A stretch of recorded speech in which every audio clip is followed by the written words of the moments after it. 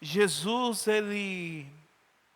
ele quebra os protocolos, ele quebra os paradigmas. Jesus simplesmente está cansado de uma viagem. E ele senta num poço. E ao meio-dia, porque ele tinha um encontro marcado com alguém, e esse alguém era aquela mulher. E veja como Jesus começa a história. Dê-me um pouco de água. Jesus começa a história dizendo: dê-me um pouco de água. O mais interessante que muitas das vezes Jesus ele faz essa mesma pergunta para nós.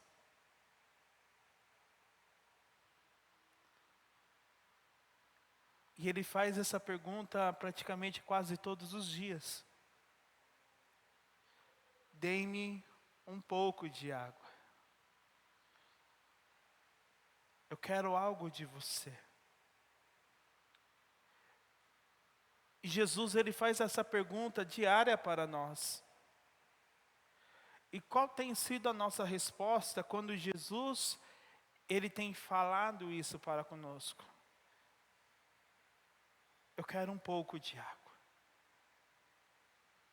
Eu quero um pouco do seu tempo. No tempo de hoje, a gente temos quantas horas no dia? 24 horas. E quanto tempo você dá para Deus?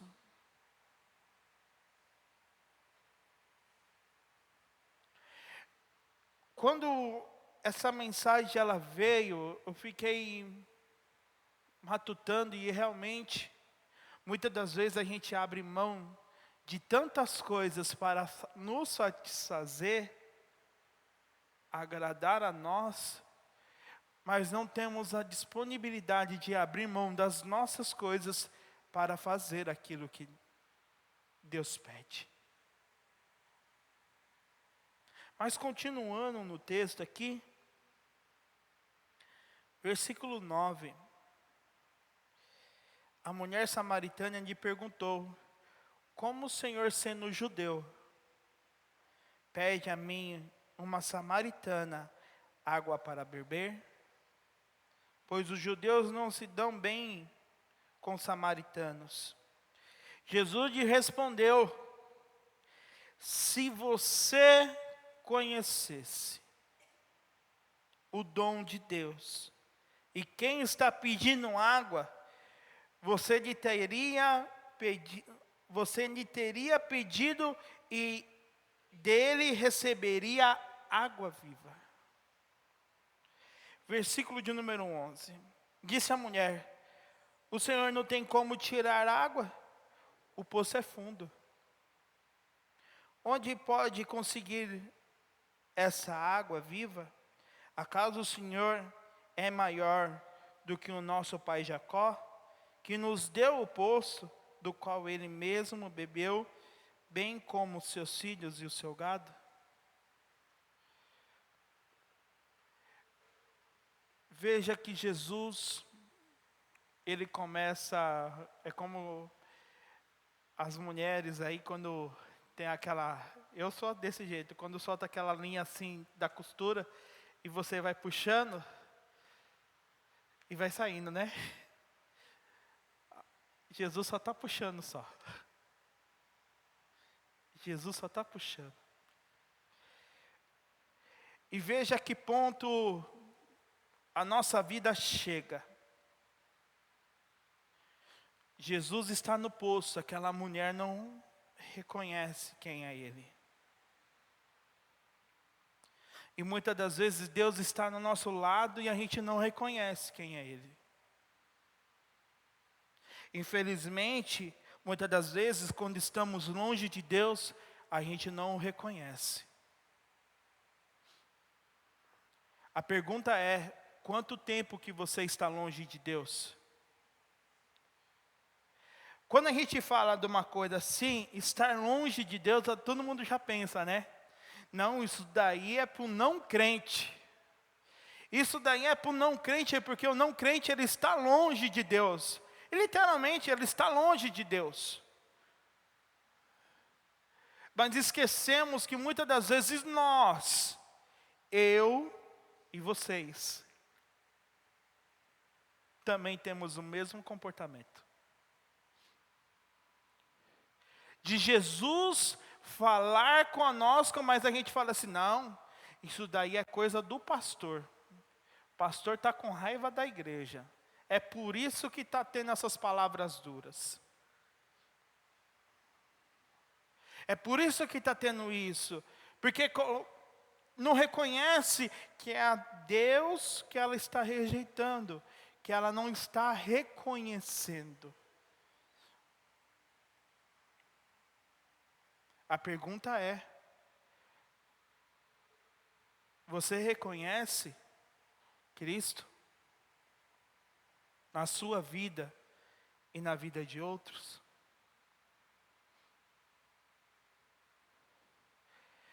Eu acho que, não sei quem a gente estava conversando, e a pessoa, se Jesus descesse na terra, eu falei assim, se Jesus descesse na terra, era capaz de ser crucificado de novo.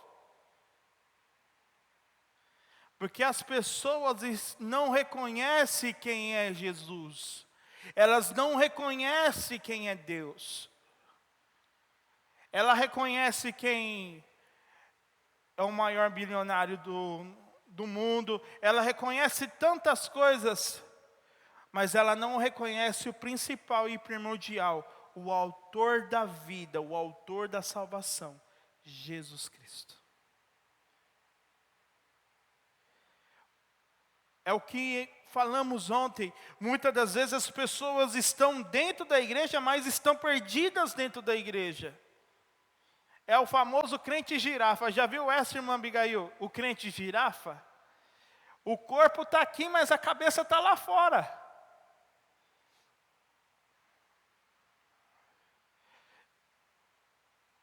E ele não reconhece. E quando fala assim, viu que palavra que abençoada? Não, o pastor estava na carne, só foi paulada. E é Deus alertando, abrindo os olhos da igreja. E essas pessoas não reconhecem Jesus. Nem mesmo, muitas das vezes, se ele aparecesse de carne e osso aqui. Continuando, versículo de número 13. Quem beber desta água, terá sede outra vez. Mas quem beber da água que eu lhes der, nunca mais terá sede. Versículo 15. A mulher disse, Senhor, dê-me desta água para que eu não tenha mais sede e nem precise voltar, o quê? A voltar aqui, a tirar água. Veja como que é interessante. O que Cristo nos proporciona é para a eternidade. Veja, no versículo de número 13. Quem beber desta água terá sede outra vez. Mas quem beber da água que eu lhes der, nunca mais terá sede. Ao contrário, a água que eu lhes der lhe tornará nele uma fonte de água a jorrar para o quê? A vida eterna. Veja que o que Cristo nos proporciona não é temporário. O que Cristo nos proporciona é para a eternidade. Mas infelizmente, trocamos as coisas eternas para as coisas temporárias.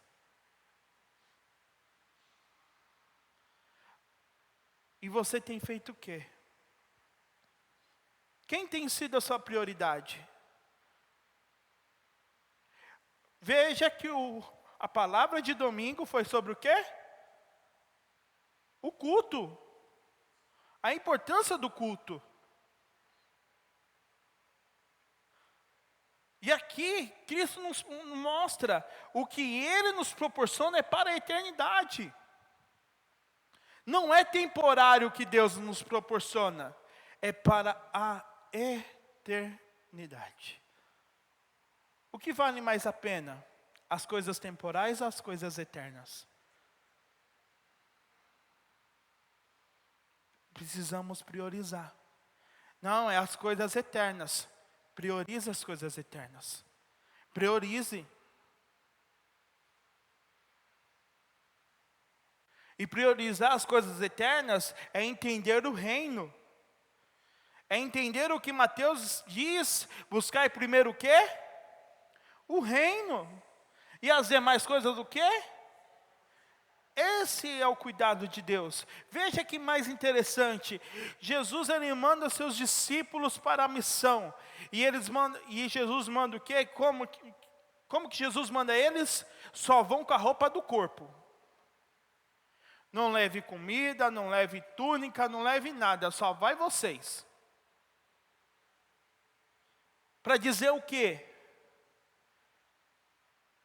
Eu estarei cuidando de vocês. Eu estarei providenciando todas as coisas. É priorizar o reino, as coisas eternas. Versículo de número 16. Aí que começa. E ele disse: vá e chama o seu marido e volte. Ela disse no 17: não tenho um marido. Respondeu ela: disse Jesus: você falou corretamente, dizendo que não tem marido. O fato é que você já teve 5. E o homem com que você está agora, também não é seu marido. O que você acabou de dizer é verdade. Veja que existe uma sequência de coisas. O Johnny ele falou uma coisa, e ontem o Fábio falou a mesma coisa. E hoje eu retorno a falar de novo. Jesus, ele toca na ferida. Ele toca na ferida daquela mulher. Ele toca onde o quê? Existe uma vida pecaminosa. E Jesus coloca o dedo. Mas sabe qual é o problema, Fábio? Às vezes a ferida já tem casca. E a pessoa, não, já está cicatrizado. Porque já tem o quê? A casquinha. Já tem a casquinha, então está cicatrizado. Mas ainda não foi curado. Como assim não foi curado? Eu tive uma experiência comigo, irmã Bias. Eu tenho um gatinho que ele teve uma ferida. E quando eu vi aquela ferida ter na casquinha, falei, nossa, está curando. Que benção, amor, que glória.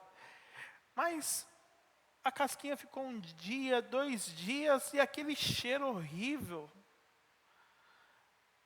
Eu falei, nossa, amor, está estranho, porque tem a casquinha e... Aí teve um dia que ele foi coçar, e saiu a casquinha. E debaixo da casquinha tinha o quê? Pus. O problema, muitas das vezes, que a ferida já tem a casca, mas ela não foi curada, porque debaixo daquela casca ainda existe muito pus. E é aonde Deus quer curar. É aonde Deus quer sarar. Mas você precisa se deixar que Deus cure a sua ferida. tanto a ferida física, muitas das vezes de alguma doença, ou muitas das vezes, o que está acontecendo, a doença da alma, a doença do coração. A gente aprendeu que Deus é santo. E aonde Deus habita, não pode existir o quê? Impureza. E não pode existir essa impureza. Então, Deus vai limpar, Ele quer curar, Ele quer te sarar. Mas você precisa ser deixar curado e ser deixado sarado por Ele. E muitas das vezes, Ele vai ter que colocar a mãozinha lá para limpar, para lavar, para fazer um monte de coisa. E dói. Mas é para a sua alma, é para o seu bem. Porque Deus corrige o filho. Aquela mulher não estava sendo amada por Jesus.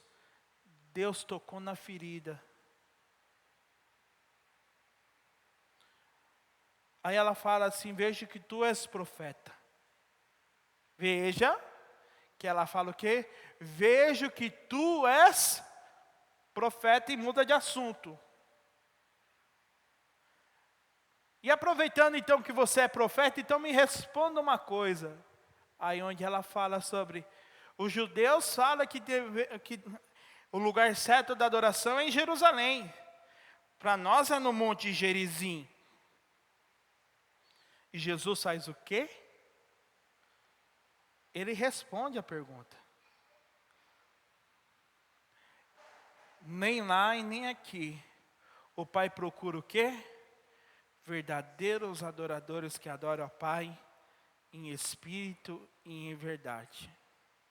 Veja a sequência, se você não reconhece quem é Deus, se você não deixa ser curado por Ele, como que você vai adorar a este Deus? Se você não conhece e não quer ser deixado ser curado por Ele. Viu que existe uma sequência? Não, eu conheço Ele. Eu sei quem Ele é. Estou deixando Ele cuidar, sarar as minhas feridas. Então quando você adora Ele, você adora de verdadeiro coração, de corpo, alma, entendimento, com o coração. Porque é isso que Deus procura. Deus não está procurando se você é uma Aline Barros da vida, ou se você é uma Cassiane, ou um cantor famoso, ou se você tem uma boa voz. Deus não está procurando por isso. Ele está procurando por quem? Adoradores. Quem adora ao Pai em espírito e em verdade. Não que só cantem, mas que a sua vida tenha um sentido da adoração. A sua vida promove adoração. A sua vida promove falas de adoração e verdade. E quando Deus coloca os olhos na terra, Ele encontra isso em cada um de nós.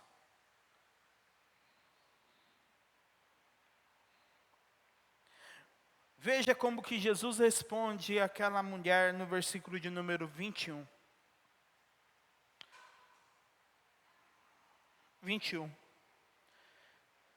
Jesus declarou: creia em mim, mulher. Ele começa a resposta dele dizendo: creia em mim. Aí ele diz o restante do que acabamos de dizer, mas ele começa a sua resposta dizendo: creia em mim. Creia no Senhor. Acredite no Senhor. Do versículo 25, ela diz: eu sei que o Messias chamado Cristo está para vir. Quando ele vier, ele explicará tudo para nós. E no versículo 26, eu imagino Jesus olhando para aquela mulher, e eu acho ele olhando dentro dos olhos daquela mulher e dizendo: eu sou o Messias. Eu que estou falando com você. Eu imagino até a tonalidade de voz de Jesus ele mudar, por causa que passam tantas coisas na minha mente, de Jesus estar olhando para aquela mulher, porque só estava os dois, e ele olhar nos olhos daquela, não, o Messias está por vir. Ei, eu sou o Messias. Da resposta dela ser concluída naquele momento: eu sou quem você está procurando. Eu sou. Mas veja a atitude daquela mulher. No versículo de número 28. Depois de ela ouvir tudo aquilo ali, ela faz o quê? Então, deixando o seu canto, a mulher voltou à cidade e disse ao povo: venha ver um homem que me disse tudo o que eu tenho feito. Será que ele não é o Cristo? Então saíram da cidade e foram para onde ele estava. No versículo de número 39, muitos samaritanos naquela cidade creram nele, por causa do seguinte testemunho dado pelo quem? Por aquela mulher. O que aquela mulher falou para aquele povo? Aquela mulher provavelmente falou algo para aquele povo, que aquele povo ficou querendo conhecer quem é Jesus. Querendo conhecer quem é este homem que falou da vida dessa mulher. E veja que muitos samaritanos daquela cidade creram no Senhor. Ele me disse tudo o que tinha feito. Assim, quando se aproximaram dele, os samaritanos insistiram que ele ficasse com eles. E ele ficou 2 dias.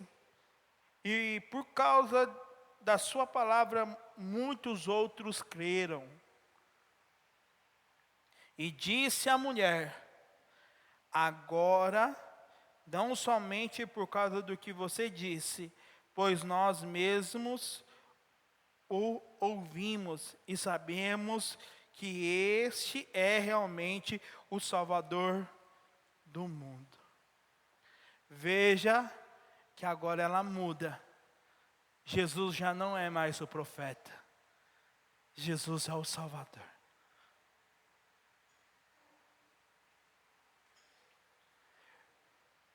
Veja que Cristo, nosso Deus, Ele está nos ensinando nessa noite a pararmos para analisar. Será que temos dado importância para Cristo?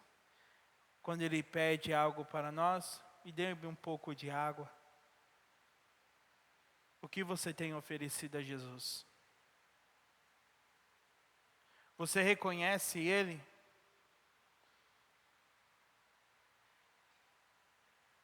Aliás, você reconhece Ele como teu Salvador? Como teu Senhor?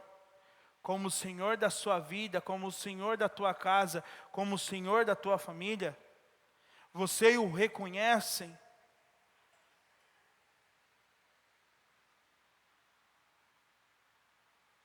Deus está procurando pessoas. E o final dessa história, que eu acho mais impressionante, ela não ficou guardada as coisas para ela. Ela anunciou Jesus. Mas ela anunciou de uma forma totalmente diferente, que outras pessoas ficaram com curiosidade. Às vezes poderia ter algum curioso lá só para ver quem era Jesus, e não creu. Mas ele estava lá por causa que a modo daquela mulher falar sobre Jesus despertou o interesse de grandes pessoas. E muitos samaritanos creram. Precisamos ser assim. Venhamos falar de Jesus, das obras que Ele tem feito em nós e por nós. Que as pessoas venham falar assim, não, eu quero conhecer esse Deus, porque não é possível.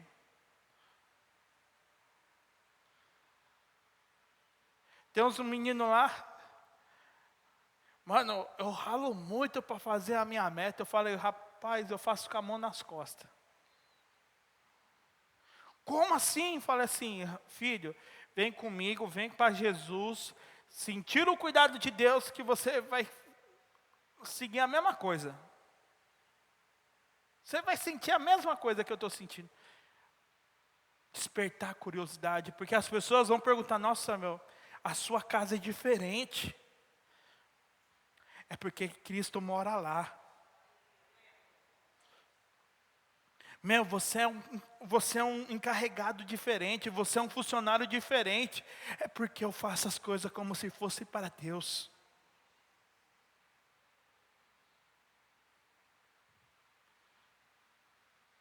Chegar os irmãos lá, irmã Bia, você fala assim, nossa, sua horta tá bonita. Falei assim, é porque eu planto para Deus. É despertar essa curiosidade para o mundo, para que o mundo venha conhecer este Deus, a qual te tirou das trevas e trouxe para a sua maravilhosa luz. Quem era você antes e quem é você agora? Se sinta privilegiado. E não seja uma água parada. Como assim? Não fique parado, não. Seja rio. Seja uma água corrente. Fale de Jesus para as pessoas. Da obra redentora que Ele fez em sua vida. Das coisas grandiosas que Ele vai fazer na sua vida, sobre a sua casa, sobre a sua família. Que também fará na casa do irmão. Meu querido, quantas casas estão em pé de guerra? Muitas casas. E você será um canal de bênção para levar Jesus e lá reinar a paz que excede todo entendimento. Seja igual essa mulher samaritana. Fale de Jesus. E fale, eu era um pecador, rapaz. Eu era miserável. Porque muitos vão chegar e falar assim, eu não tenho jeito. Não, tem sim, porque se eu tive jeito, você vai ter também. Porque Jesus, Ele transforma as vidas das pessoas. Amém? Que sejamos assim, igual essa mulher samaritana. Que venhamos reconhecer Jesus. Dar a devida adoração a Ele. Amém? Pai,